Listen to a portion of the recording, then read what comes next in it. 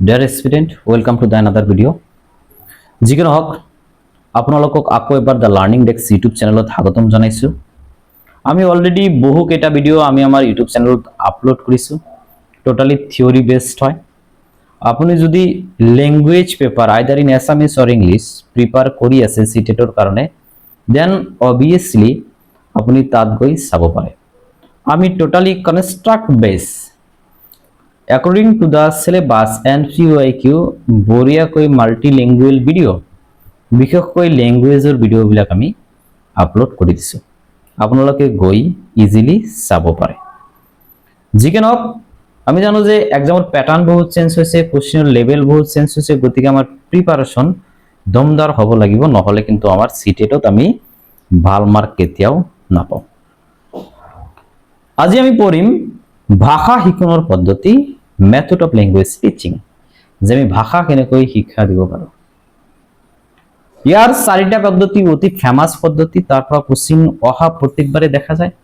আপোনাৰ যদি আছামিজ পেপাৰত নাহে তথাপি ইংলিশ পেপাৰত আহিব, ইংলিশ পেপাৰত নাহিলে আছামিজ পেপাৰত আহিব, দুটা পেপাৰত আহিব পাৰে। আপুনি ধৰি লওক যে ইজ এন এভৰি এক্সামত নিয়াৰ এবাউট ওৱানৰ পৰা দুটা কোশ্চেন আহি থাকে। আজি আমি পঢ়িম গ্ৰামাৰ ট্রান্সলেশন মেথড, ব্যাকরণ অনুবাদ পদ্ধতি, ডিরেক্ট মেথড প্রত্যক্ষ পদ্ধতি, বায়োলিঙ্গুয়াল মেথড দ্বিভাষিক পদ্ধতি,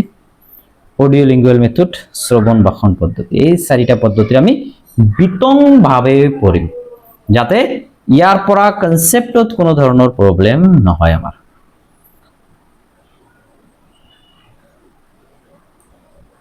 প্ৰথম পদ্ধতি আছিল আমাৰ গ্ৰামাৰ ট্ৰান্সলেশন মেথড। ইয়াত শব্দ দুটা শব্দ বহুত মন কৰিবলগীয়া, এটা গ্ৰামাৰ আৰু এটা কি ট্ৰান্সলেশন।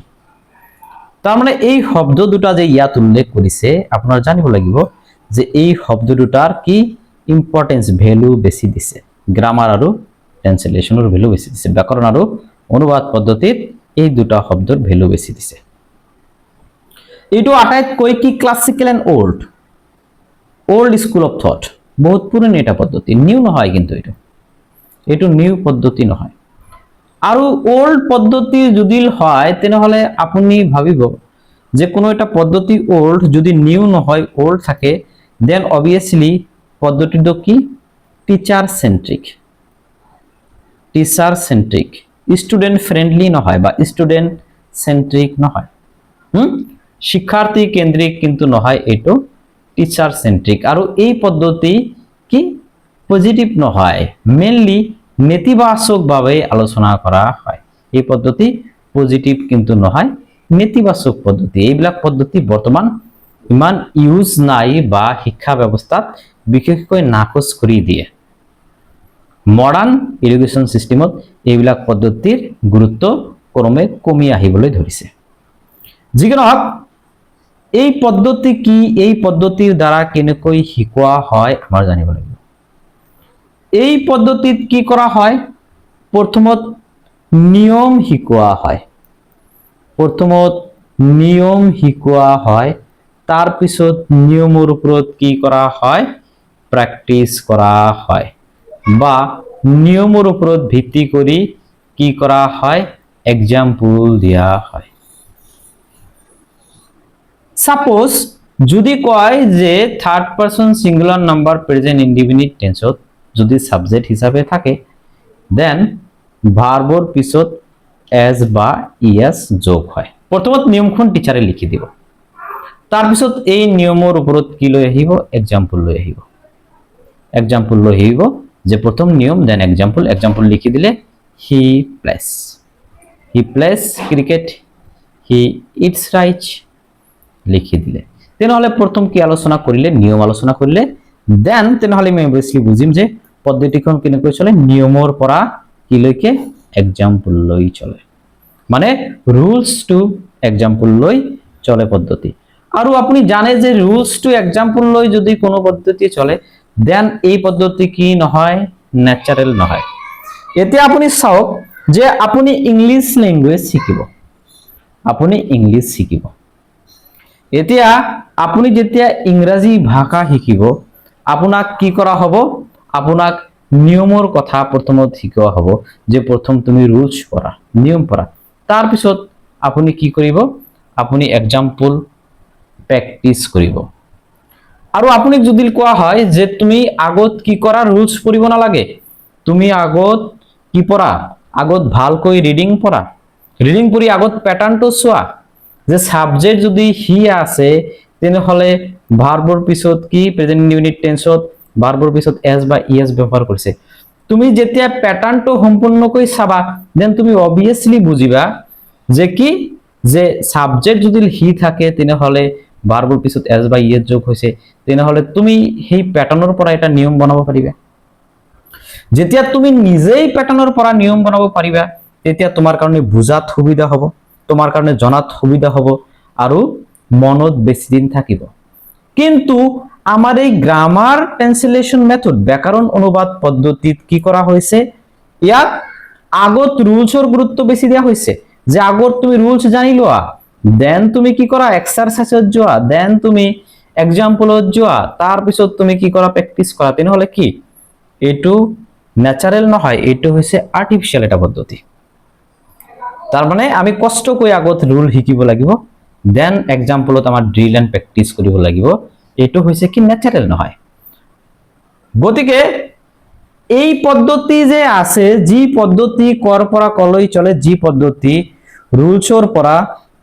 এক্সাম্পল লৈ চলে, ৰুলসৰ পৰা এক্সাম্পল লৈ চলে, এই পদ্ধতিৰ আৰু এটা নাম আছে, তাক কোৱা হয় কি ডিডাক্টিভ। ডিডাক্টিভ আৰু এছামিছত কোৱা হয় অৱৰোহী পদ্ধতি। অৱৰোহী পদ্ধতি, ডিডাক্টিভ, ইন্ডাক্টিভ, আপুনি পেডাগজি পঢ়ি আছে, হা আপুনি টিচিং মেথড পঢ়ি আছে, মেথডোলজি পঢ়ি আছে, দেন অবভিয়াসলি আপোনাৰ ইন্ডাক্টিভ আৰু ডিডাক্টিভ জানিব লাগে। আপুনি ইয়াৰ আগৰ ভিডিও চাওক, ইন্ডাক্টিভ ডিডাক্টিভৰ ডিটেইলছ আলোচনা কৰা আছে। সো ইয়াত কেনেকৈ শিকোৱা হয়, ইয়াত শিকোৱা হয় সাপোজ আপুনি ইংলিশ ল্যাঙ্গুয়েজ শিকিব, দেন আপোনাক কি হ'ব, আপোনাক এছামিজ ভাষাৰ দ্বাৰা কি কৰা হ'ব ইংলিশ ল্যাঙ্গুয়েজ শিকোৱা হ'ব। আপোনাক নিয়ম লিখাই দিয়া হ'ব যে সম্পূৰ্ণ নিয়মটো এছামিজত লিখাই দিয়া হ'ব যে সাবজেক্ট যদি এনেকুৱা এনেকুৱা থাকে তেনেহলে এনেকুৱা এনেকুৱা এনেকুৱা এনেকুৱা হ'ব। তাৰ মানে ভাষা কি ব্যৱহাৰ কৰা হয়, ইয়াত মাতৃভাষাৰ ব্যৱহাৰ বেছি হয়। কি পদ্ধতিত, এই পদ্ধতিত গ্ৰামাৰ ট্ৰান্সলেশন পদ্ধতিত মাতৃভাষা ব্যবহাৰ কৰে কি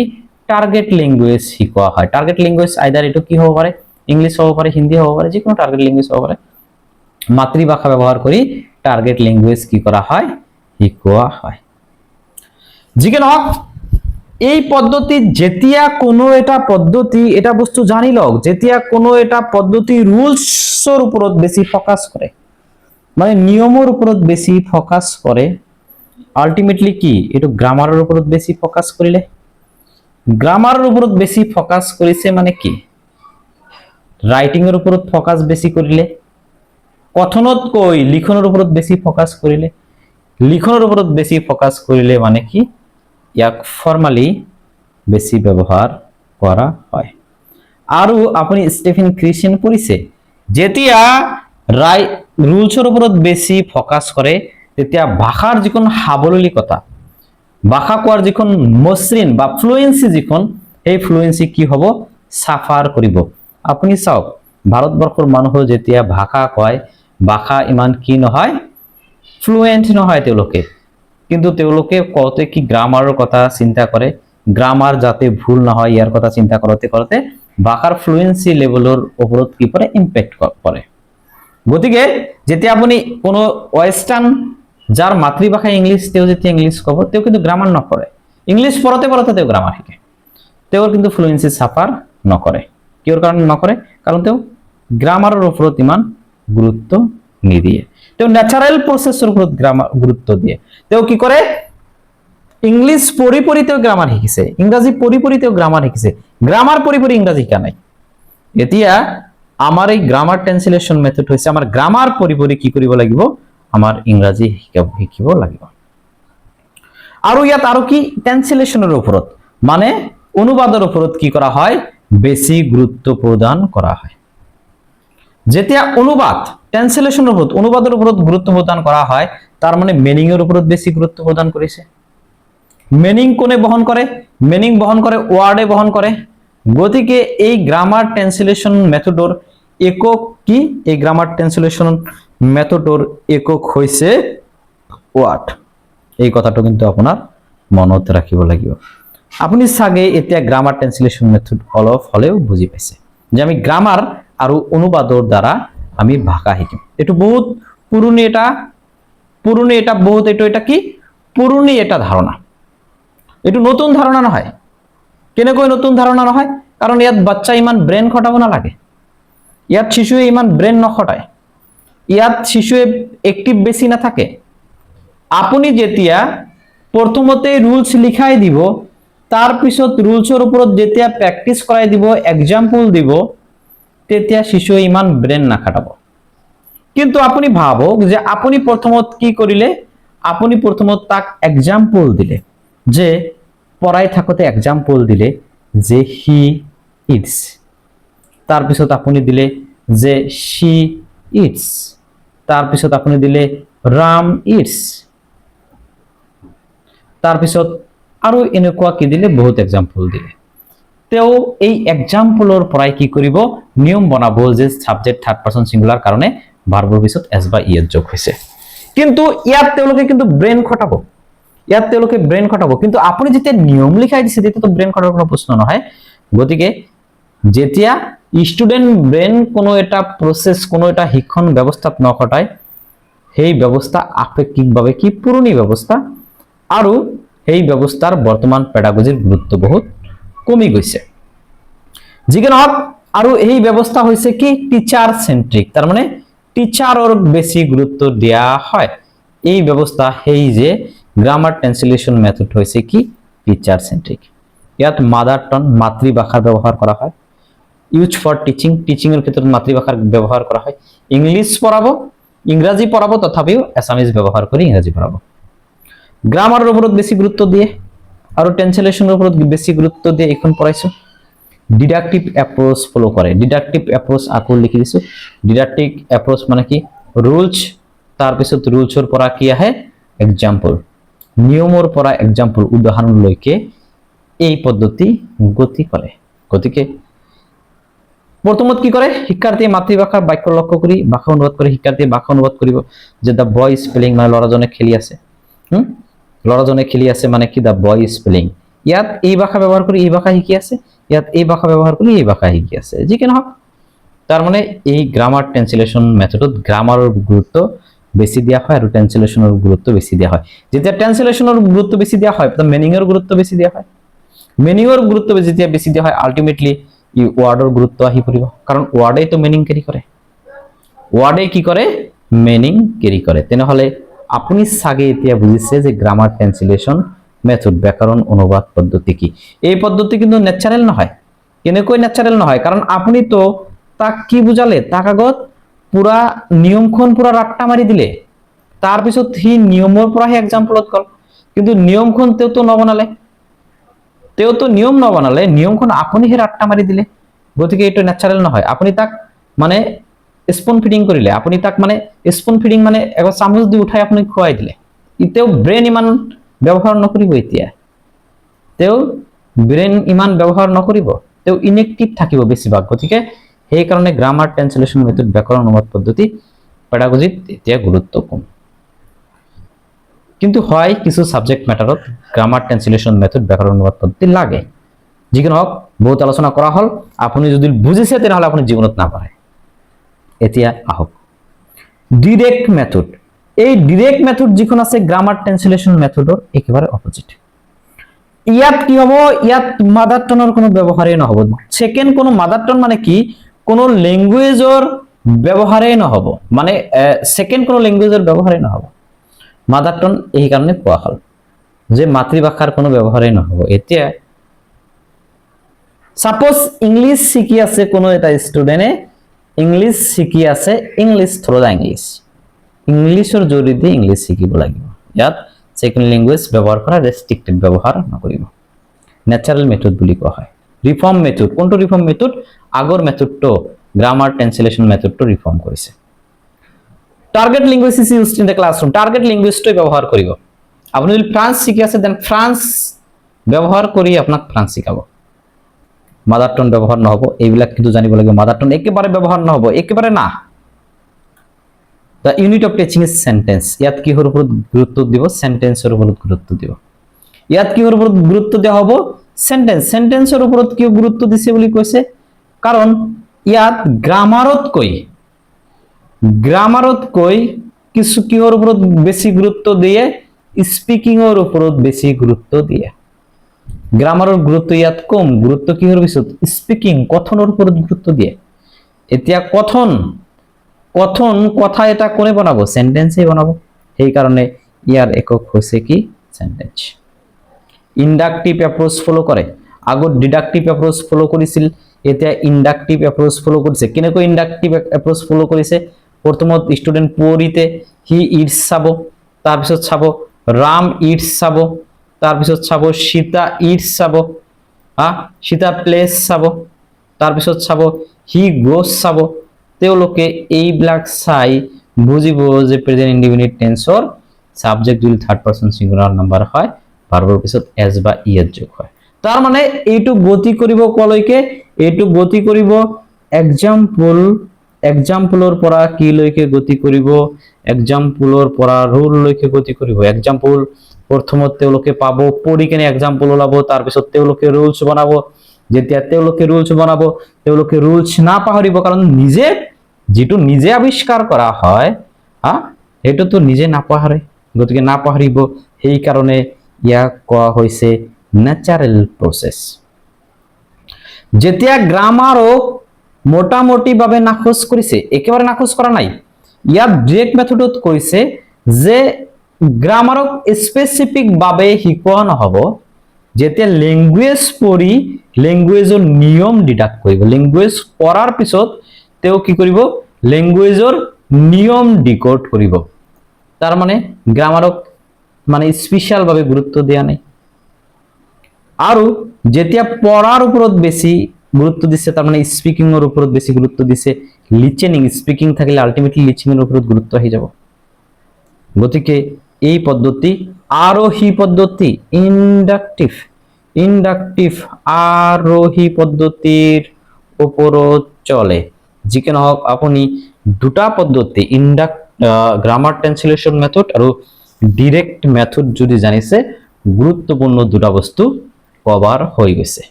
মোৰ লিখা বহুত বেয়া আৰু মই ইমান এক্সপাৰ্টও নহওঁ সেই কাৰণে মই জাস্ট এটা ট্যাবলেট লৈ পঢ়াই আছো গতিকে আপুনি যদি অলপ কম্প্ৰমাইজ কৰে মোৰ ওয়াৰ্ড বিলাক অলপ যদি ধ্যান দিয়ে আৰু যদি লিখে দেন অবভিয়াসলি আপুনি উপকৃত হ'ব এতিয়া চাওক বাইলিঙ্গুয়াল মেথড দ্বিভাষিক পদ্ধতি ইয়াত দুটা পদ্ধতি ব্যৱহাৰ হ'ব দ্বিভাষিক পদ্ধতি যেনেকৈ দুটা ল্যাঙ্গুৱেজে ব্যৱহাৰ হ'ব ইয়াত কি হ'ব ইয়াতে দুটা পদ্ধতি ব্যৱহাৰ কৰা হ'ব গ্ৰামাৰ ট্ৰান্সলেশন ব্যাকৰণ অনুবাদ পদ্ধতি ব্যৱহাৰ কৰা হ'ব ইয়াৰ ডাইৰেক্ট মেথডও ব্যৱহাৰ কৰা হ'ব এটো নিয়ম তুলনামূলকভাৱে অলপ ফ্লেক্সিবল অলপ কি নমনীয় নিয়ম বুলি কৈছে দ্বিভাষিক পদ্ধতি যেখন কৈছে দ্বিভাষিক পদ্ধতিত ইয়াত এটা গুৰুত্বপূৰ্ণ বিষয় অকল মনত ৰাখিলেই হ'ল ইয়াত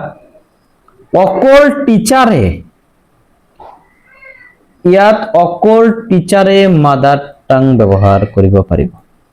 তাৰ মানে টিচাৰে যেতিয়া শিকাই আছে শিক্ষকে যেতিয়া শিকাই আছে তেও যদি ভাবে যে নহয় এতিয়া আমি মাদাৰ টাং ব্যৱহাৰ কৰিলে ষ্টুডেন্ট শিকাত সুবিধা হ'ব এই ক্ষেত্ৰত টিচাৰে ব্যৱহাৰ কৰিব পাৰিব মাদাৰ টাং বাট ষ্টুডেন্ট ইয়াত মাদাৰ টাং ব্যৱহাৰ কৰিব নোৱাৰিব এইটোই এই পদ্ধতিৰ আটাইতকৈ গুৰুত্বপূৰ্ণ কিওয়াৰ্ডছ আপোনাৰ একো জানিব নালাগে এই পদ্ধতিক কি বুলি কোৱা হৈছে এই পদ্ধতিক ব্ৰিজ পদ্ধতি বুলি কোৱা হৈছে ব্ৰিজ দলং বনায় মানে গ্ৰামাৰ ট্ৰান্সলেশন মেথড আৰু ডাইৰেক্ট মেথডৰ মাজৰ দলং হৈছে এই বায়োলিঙ্গুয়াল বা দ্বিভাষিক পদ্ধতি ষ্টুডেন্টক ইনকাৰেজ কৰা হয় কি টাৰ্গেট ল্যাঙ্গুৱেজ ব্যৱহাৰ কৰাৰ কাৰণে সাপোজ ইয়াত যদি টিচাৰে ইংলিশ ল্যাঙ্গুৱেজ পঢ়াই আছে না মানে ইংলিশ ল্যাঙ্গুৱেজ পঢ়াই আছে তেও কিছু ক্ষেত্ৰত মাজে মাজে আসামিজ ল্যাঙ্গুৱেজ ব্যৱহাৰ কৰিব যাতে ছাত্ৰত ইংলিছত শিকোতে কি হয় সুবিধা হয় কিন্তু তেও মানে ষ্টুডেণ্টক ডিৰেকশ্যন দিব নিৰ্দেশনা দিব যে তোমালোকে কি এছামিজ ভাষা ব্যৱহাৰ নকৰিবা তেনেহলে সেইকাৰণে কৈছে student R encourage to use target language যে শিক্ষাৰ্থীক লক্ষ্য ভাষা ব্যৱহাৰ কৰিবলৈ উৎসাহিত কৰা হয় এই পদ্ধতি ইমানখিনি বহুত ইজি দুটা তিনটা বস্তু মনত ৰাখিলে হৈ যাব যিকি নহওক আৰু এটা আছে অডিঅ' লিংগুৱেল মেথড শ্ৰৱণ ভাষণ পদ্ধতি এই পদ্ধতিও আপেক্ষিকভাৱে পুৰণি কেনেকৈ পুৰণি বুলি ক'লো ইয়াত প্ৰেক্টিছৰ ওপৰত বেছি গুৰুত্ব দিছে ড্ৰিলৰ ওপৰত বেছি গুৰুত্ব দিছে এই অডিঅ' লিংগুৱেল মেথডত কৈছে যে ভাষা শিকা হয় কিহৰ মাধ্যমত প্ৰেক্টিছৰ মাধ্যমত ভাষা শিকা হয় যে তুমি যিমান প্ৰেক্টিছ কৰিবা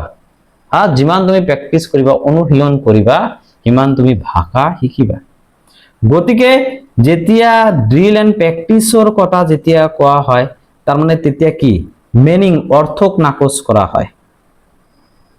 আৰু সেই কাৰণে এই পদ্ধতিক আৰু যি শিক্ষা ব্যৱস্থাক অৰ্থ উদ্ধাৰ কৰাক নাকচ কৰি দিয়ে মানে ড্ৰিল আৰু প্ৰেক্টিছ কি ওয়ান কাইন্ড অফ ৰুট মেমোৰাইজেশ্যনই হয়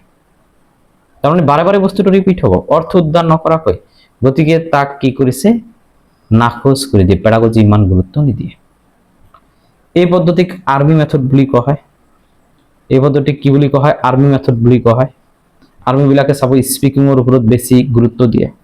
গুড মৰ্নিং কলে গুড মৰ্নিং কয় মানে পুৰা ৰিপিটেশন বেছি হয় এই পদ্ধতিত কি হ'ব ৰিপিটেশন বেছি হ'ব এই পদ্ধতি কি বিহেভিয়াৰিজম আচৰণবাদৰ ওপৰত নিৰ্ভৰ কৰে আচৰণবাদ বিএফ স্কিনাৰৰ যিখন আচৰণবাদ সেই ভিডিও দিয়া আছে আচৰণবাদ বহুত এটা পুৰণি এটা ধাৰণা এই আচৰণবাদত কি ষ্টুডেন্ট ক্ৰিয়েটিভ হোৱা একেবাৰে বিশ্বাস নকৰে ষ্টুডেন্ট যে ক্ৰিয়েটিভ হ'ব পাৰে ষ্টুডেন্টে লিটল সায়েন্টিস্ট বিশ্বাস নকৰে তেওঁলোকে বিশ্বাস কৰে যিকোনো বস্তু আমি কি ড্ৰিল এণ্ড প্ৰেক্টিছ এণ্ড ৰিপিটেশনৰ পুনৰাবৃত্তিৰ মাজতেই আমি শিকো ইয়াত কিন্তু কি লিসেনিংৰ গুৰুত্ব বেছি থাকিব যদিও বেছি কিন্তু চাৰিটাৰ গুৰুত্বও কিন্তু আছে listening speaking reading and writing